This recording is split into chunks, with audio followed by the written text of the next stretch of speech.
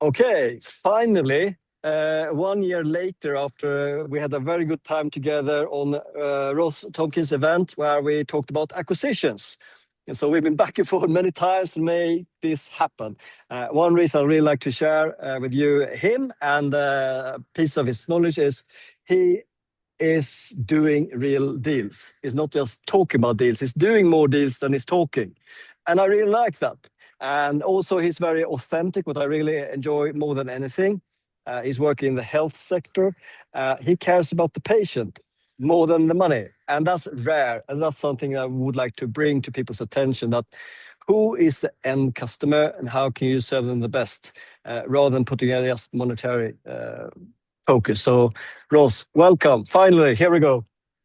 Indeed, yeah. Thank you very much, Frederick. And I really appreciate that introduction you gave me because that isn't something that we talk about, but I'm really pleased that Yes. that does shine through, Yes. that we do have the end user Yeah. at heart. And I do Right. think there is a way in this world for a business to be profitable and also do a really, really good job for the clients and the patients at the end of the day. So I really appreciate that. Thank you.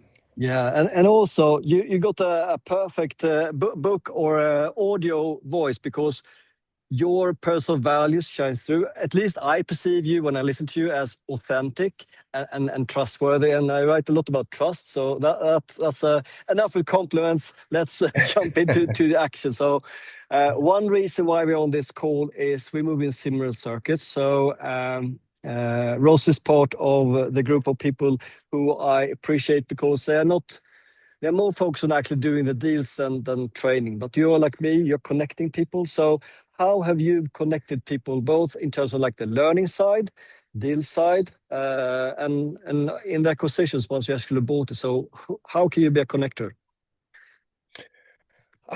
For me, going right back to when I was a physiotherapist, Yes. treating one person at a time, I always believed that the best outcomes came from collaboration.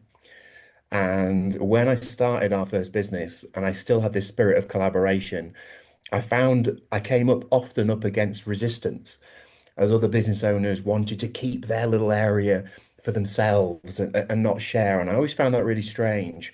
Yep. Um, because I think we're stronger together, whether we are growing a business, acquiring a company, assisting each other with introductions and connections. And I honestly believe, that is the case. And as I've got older, I've only sort of believed that more firmly. And I kind of think of it now as the boomerang effect. So whatever you throw out into the world comes Yep. back at you like a boomerang, and it generally comes back, with a little bit of extra something with it. Comes back at speed with a bit more power. So although I don't ever do something intentionally because I think it's going to come back, it generally does. Yep. So, for me, that collaboration is what it's all about. Yeah. I can 100% relate because again, I also like to. I don't like the term, but I still like the term because of what it actually means. If you take it more literally, like pay it forward. So you do something today, and you might or might not be rewarded in the future. But again, you're not giving with explicit purpose to get anything back at all. On the contrary, if it Yeah, happens, it happens. But just because of that karma, good things happen as well around us. So that's really nice. yeah, absolutely. Yeah. So you are working with acquiring companies in different ways. Today we are calling from two parts of the world. So you are in the US, and I am in a place where the other day it said all over the city Islamabad talks because we had negotiations linked to the conflict to date this episode a little bit, and the US, of course, Pakistan are parties in that talk. So negotiation. What about negotiation? What can we learn? Like you can negotiate when you're doing deals. What could that mean? So negotiation, I think for me, comes down to it's just an advanced form of communication. Yeah. And again, if I go back to where I came from as a physiotherapist, I think a lot of what I still do in deal making and business, there's a lot of similarities because as a physio, the better my questions were, the better I understood the client Yes. and the better outcomes we could provide. So, to give you an example, nobody in the history of the world ever went to see a physiotherapist because they had a bad back. What they actually do Yeah. is they go because their back is stopping them from picking up their children, Yes. or the bad back is stopping them from riding their bike. And ever since their partner passed away, riding their bike is the only sort of time when they get out of their own heads and they're able Yeah. to forget and move on. And it's Yes. finding those deeper reasons that really helped me deliver great results back then. Yeah. And if I fast forward to now, when we're dealing with negotiations in acquiring a business, again, it's asking those really good questions to find Yes. out what someone's deeper motivations Yeah. are really for, or are Yes. really about. And when you understand that, it makes the negotiation easier because you can actually tailor it to what someone truly wants. Yes. Do they want to retire to spend time with their loved ones? Do they want to retire because they're burnt out and tired? Yeah. Do they want to move to another country? And more than anything, the better your rapport becomes and the better your communication is, the easier it is to deal with a difficult conversation. Yes. And as you Indeed. know, throughout the negotiation process, there's probably going to be at least one difficult conversation along the way. Yeah. And if you haven't got a good rapport with them and you haven't built good communication, that can derail the whole negotiation. Indeed. But if Indeed. you've got it, you can actually sit down with them and say, we've Yeah. got to talk about this elephant in the room. What are we going to do about this? And you can Yes. just talk about it openly, and it just Mm. makes it a lot easier. So Mm. that negotiation for me just comes down to an advanced form of communication. Yes. So with that, only just add like two small questions. One is preparation. The other one is curiosity.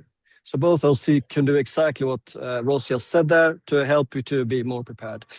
So as I'm recording this, the reason why I'm on top of a building is there is no power. So if any of the background sound is shining through too much, just let me know. We'll hit pause for a second. Right. So you and we have already shared some knowledge bombs. Let's now dive into like, what do you actually do? I know, but many other people don't know. So what are you working on at the moment? So currently, over the last 6 years, we've acquired 25 companies. Yes. The first 16 of those, I was kind of making it up as I went along, to be honest. And we didn't do it in a particularly tax efficient way. So Yep. about 18 months ago, we started Balmoral Partners, incorporated in the UAE. Yes. And the last 9 businesses have gone into there. So we're currently building Balmoral Partners. Yep. The goal is to get that up to 500 million assets under management in about another 4 years. Right. And we're slightly behind where we predicted, at just over a year in, but I'm very confident that we'll do that. So we're continuing Yes. to buy businesses, bring them into the Balmoral Group and grow.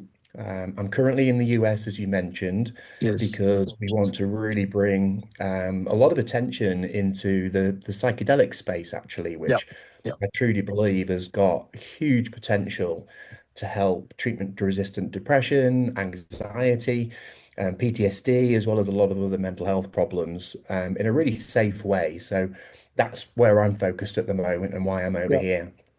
Yeah. So I get that. So in terms of the focus. I have something fairly similar, also out of Dubai, similar in terms of like targets in due time. I know that you tried to buy different kinds of companies. So on one side, it's really good to have something which is scalable. And right now with AI and everything and so on, you can have lower headcount. I know that you've been trying out something which is probably more needed than anything, which is like in-home care. So I know you tried that since my research into what you've been doing. So that's a very labor-intense company to buy. It's very person-heavy. The people is really where the value lies in many aspects. So what's your learnings from like the the people-heavy acquisition, with that also with all challenges, because people might also have, well, the more people, the more customers, the more complicated, basically, versus to have something which is even more like leverage. I know that you've been working with everything from hormone treatments and now also into psychedelia and so on. So what's your thinking? You already tried to buy way more companies than anyone would in their whole life. Yeah, we look at, I guess, for diversification. So we're Yes. looking at both ends of that spectrum. So we do have four domiciliary care companies. We have eight care Yep. homes within the group. They are very person heavy, Yes. which comes with a lot of issues. People not turning up on a Monday morning because they've been out at the weekend and Yep. all these sorts of issues. Yes. And then we have other businesses where we're trying to be a little bit smarter and bringing AI in where possible. Yes. But for me, the care sector is very safe from disruption. I Yes. I can't see mean, AI really it's changing that too soon. huge need, and it's just growing by every year. Yeah, absolutely. We are as a species living longer, and Yes. although we're supposedly the most technologically advanced we've ever been, we're also the most unhealthy we've ever been. Yeah. So that space is just only going to grow. So it's a Yeah. very, I think, recession-proof area of business. Yeah. Um, so that's continuing to grow. We're looking to diversify across, patient-centric, people-heavy businesses, and then looking at things a little bit more modern, where we can bring in AI. As I said before, Yeah. we're looking to diversify across countries as well. So we're very much in the UK, but we're looking to spread our wings into the US. We were Yes. looking at the Middle East as well, similar to you, Yeah. because I think the entrepreneur of tomorrow will be geographically mobile. Agreed. I think they'll have multiple residencies, several passports, the ability to move through jurisdictions and be smart about business. I think that's going to become ever more evident over the next sort Yes. of decade or so. Yeah. I mean, ultimately, the market all over the world is huge. So you have to think about it, which sector, which part of the sector, and many people smarter than us have also pointed out very clearly that the the most of the purchasing power is really by the top 10%, but everyone needs to be served. But the more money people usually have got, and the more well, basically the less price sensitive, and also the higher margin generally. But we all know that there is a huge number of people everywhere that needs health support, obviously. So yeah, just quick reflection on the need for more help in the health space. Anything at all? I think, as I mentioned before, we are generally more unhealthy if you look at it as a Yeah. general snapshot. That being said, we've seen a really big shift since COVID, and I think a lot more people are more aware of their own health. You Yes. have a lot more people now investing in themselves. So whether that's with, wearables like Oura rings, Whoop bands, Yes. they're tracking things, looking to then make changes with in-depth blood panels, and then looking at some of the more advanced things like the hormones, which we're involved Yes. with as well. So Yeah. I do think there's been a positive shift over the last sort of 5, 6 years, which again is quite exciting to be part of, riding that wave. You've got Equinox and some of these gyms now around Yes. the world where they're charging, 25, 50,000 a Yeah. year to be a member of sort of a high-end community where you can Yes. access all of these things, and that's quite exciting. It's an area which is growing, and I think as you said before, there's only a small percentage of the population that can access that, Yeah. Yeah. but I think they should absolutely be able to. Yeah. Exactly. Yeah. No, it's just super interesting how people choose different routes, different geographies, and so on in terms of acquisition. So being a little bit practical, for people who don't know this space so much, you might have like a bigger company, which might be like a platform, and then you acquire either customers or bolt-ons. You buy other companies and add to it, or you can also have a lot of standalone companies. Those are just two like core principles. How would you define your fund and what you're doing? So you broke up a little bit there, but I think I got the gist of it. So Yeah, with Balmoral Partners, um, it's called Balmoral Partners, by the way, and it's not a regal name at all.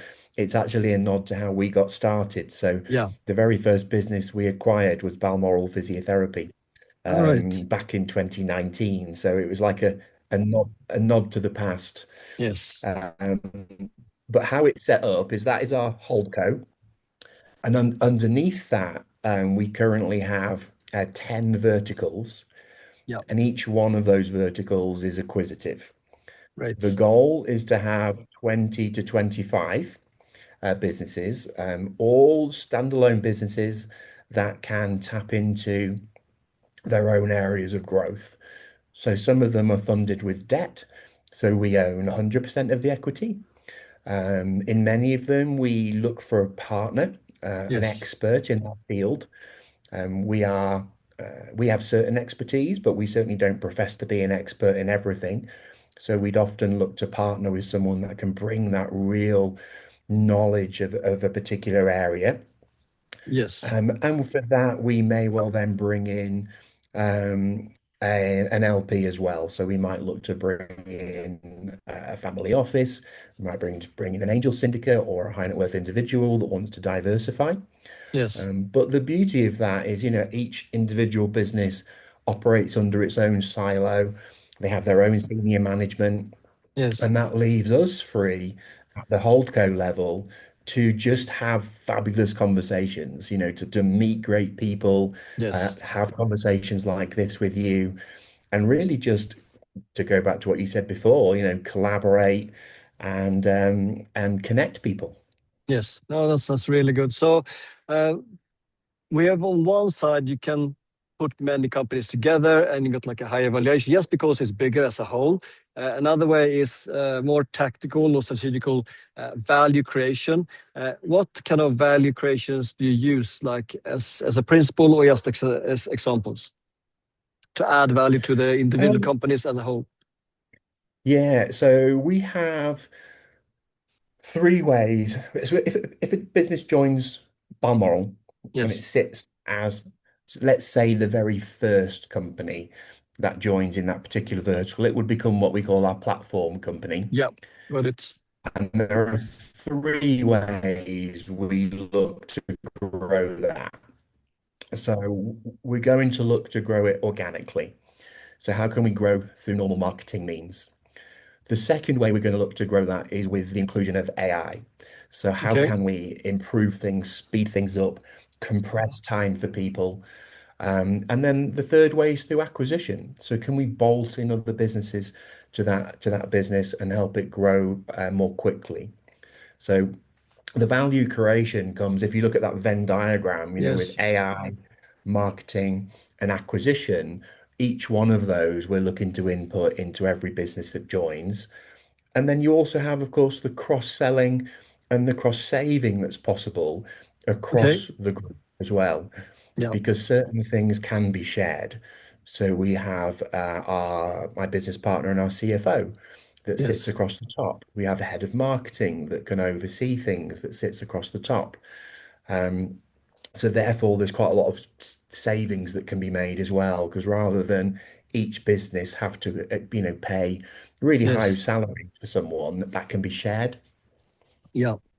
Yeah, I mean exactly what Ross is explaining here. That's very, very, very similar to what I'm doing as well. But I'm a couple of years behind you, so you already got the first number of deals sorted, you got the structure sorted. But the thinking is so similar. Why? The power is in the simplicity. So not make it too complicated, and people can access to maybe their dream board. They might have access to a really, really strong CFO, and they can delegate things that they really hate to the mothership, for for example. So I see that you're nodding there. So yeah, that's good. Yeah. Yeah. My CFO, he came from HC1. So he was 10 years at PwC as an accountant. He then Yes. went to HC1, who were the largest privately held healthcare company in the UK until very recently. And they were sold for 6 billion in a deal with Barchester Yeah. just a couple of months ago. And he left them 18 months ago now to join me. Yes. And he'd just come off the back of doing 500 million in acquisitions and disposals for them, Yes. and then came to join myself. So it was Yeah. incredible to have someone with that, that level of talent join Balmoral at the very beginning, just as we were starting out. And we've made an even better team than I think that Yes. either of us probably thought. Yeah. Um, Yeah.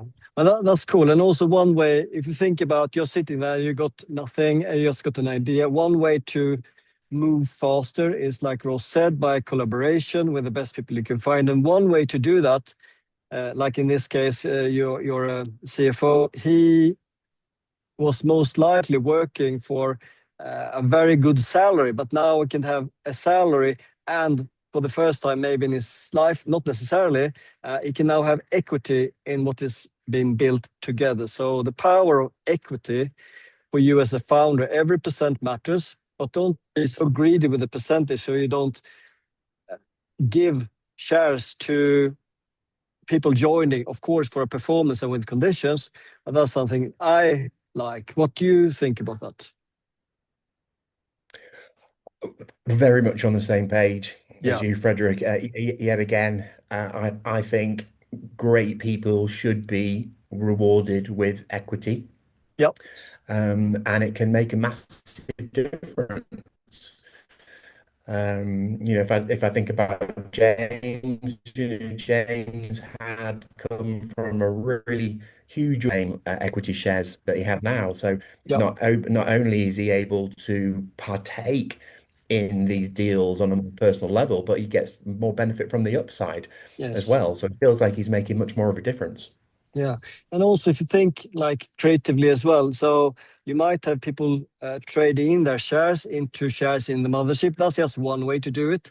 And that is one way to de-risk for the people joining in a group like this.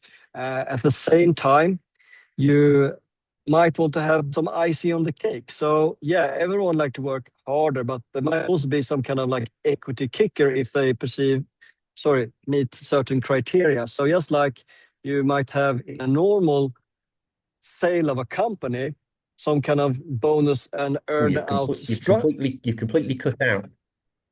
Thank you. Okay, I'll leave the word to you instead. Talk about earnouts, Ross, or earn in. Can you hear me? I've lost you, Frederick. Yeah. All right. Sorry,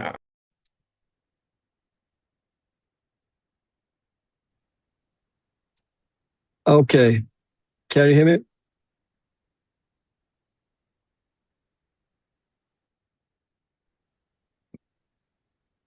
Hello, Ross. Can you hear me? Hello, hello.